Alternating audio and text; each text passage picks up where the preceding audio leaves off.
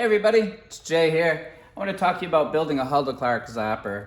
And a lot of times when you have a breadboard, it won't fit inside of what you want to build it in. So I cut the breadboards in half and I make two zappers out of one breadboard. So I've got this like circuit, and instead of using, you'll see how the breadboard has plus and minus on both sides. These break off. You can kind of open this up and break one of these off and just use the plus and minus on one side. So I have adapted my circuit to all fit the plus and minus down here instead of using the minus here and the plus down here or whatever. So I've cut it in half. I've ripped off one plus and minus, adapted the whole circuit to all go in one direction and all plug into the plus and minus on this side. And this is much more, fits in many more places. So it allows me to have save room. So I thought it'd be cool to build a Zapper into this Hello Kitty. And there's lots of room in this Hello Kitty. So, you know, when you're doing something, you have to make sure that basically your circuit and your battery fit inside. And that's what this is gonna allow. If I had this ginormous thing, let's get it out of its wrapper. So these are really, really handy breadboards, and I think they do come smaller. I just don't have one that's smaller. So check this one out. Get rid of that. Get rid of all that. There it is. So I'm gonna cut it in half. That way I get like two for the price of one. So I intend to cut this in half like I have this one. And so what I will do is I'll teach you how to do this trick. So the first thing I'm gonna do is I'm gonna get rid of this side of the breadboard completely so that I'm not fighting anything. So I'm just gonna cut that away. And I just have to cut the sticker on the back. Once the sticker on the back has been cut, that'll just come right off.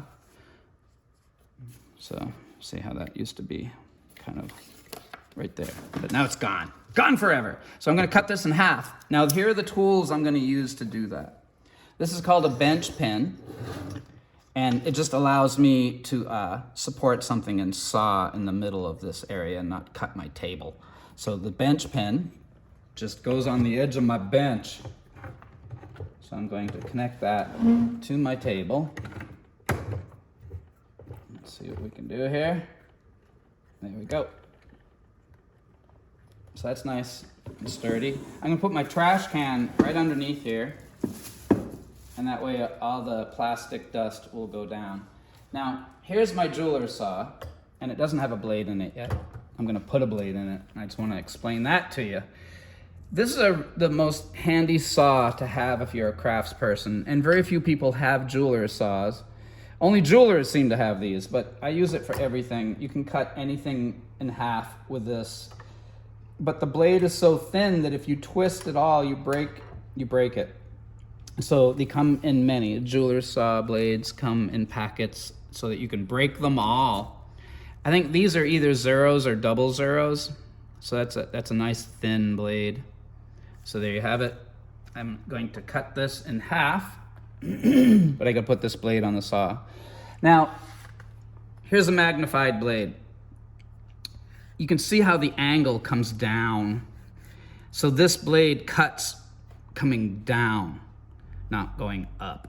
Coming down is the cut. So you want to look at your blade. You can feel it, like it slides easily up, but then it doesn't come down. So you can feel that it's pointing down. And you can even see it, if possible, against the light. You can see that angle. So it points down towards the handle. So I would just simply attach this in there, tighten it once I get one end in. Now, this allows me to adjust here, but I've already adjusted it to this length blade. So see how it just barely is touching there? What I'm gonna do is I'm gonna push on the bench pin. I'm gonna put this against my chest, and I'm gonna push, and it's gonna bend my blade. Bent the saw, and the blade is going to get tight once I loosen it. So if I put this here and I push against it, try not to move my whole table across the room. When I let go, listen. you know, so you can play your favorite songs. So now that that's tight, you will look at your breadboard. My breadboard goes to 30. So I'm going to cut between 15 and 16, and that's good enough for half. So I'm going to aim for cutting right across this channel, and then between the 15 and 16, I'm going to cut right on the plastic bit in between those two. And then I'll have enough to build 2 different Zapper circuits.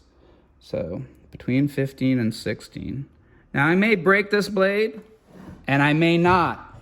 You don't know. I could go through 500 blades or just go right through this. It just depends if I snag or bend. I have to keep straight up and down. Once I hit the metal channel, you can see how if I don't twist the blade, it won't break. I have to just keep it perfectly straight up and down and let it get through that metal.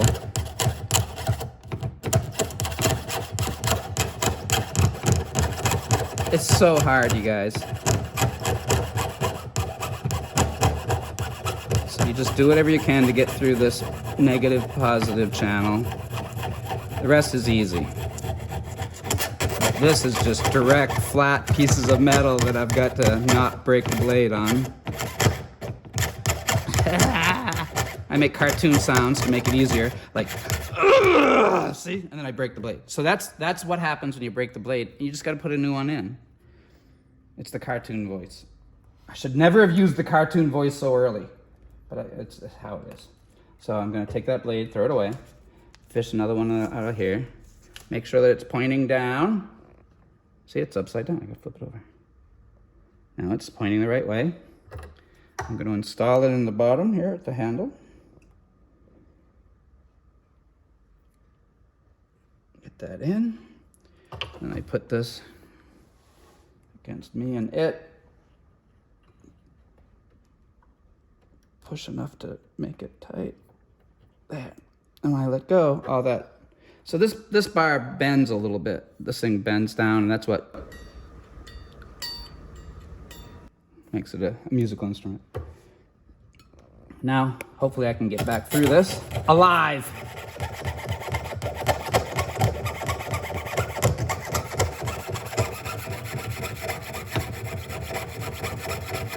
Notice how I refrain from making the cartoon sound as much as I want to.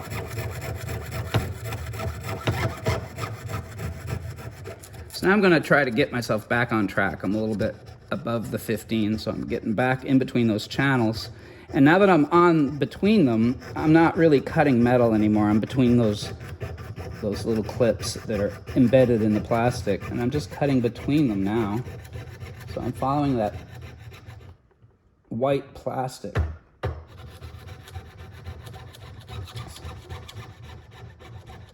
see how I'm right between those channels, just cutting the plastic that separates the metal that's inside. So there I am, right between 15 and 16. Pretty happy about that. When I stop, it's hot enough to melt back together, so that's why I have to go boonk to force it. Because look, it's like melted back together there. You can see the metal channel right there is sort of exposed. That's what connects everything in there. That's what makes the breadboard work. So now I just push everything back in place. Now I have two really great little breadboards that I just need to populate with the resistors and capacitors. So I'm pretty happy about that.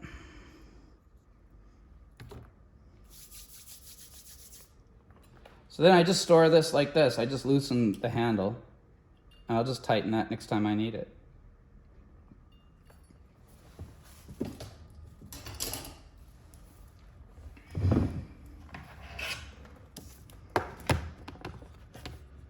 Get some of that plastic out of there.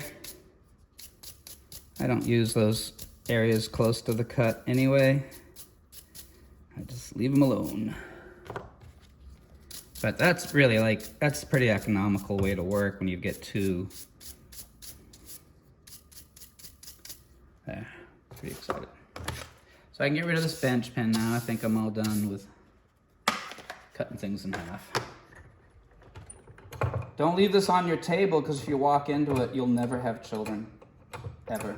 That's why jewelers don't have children. right there.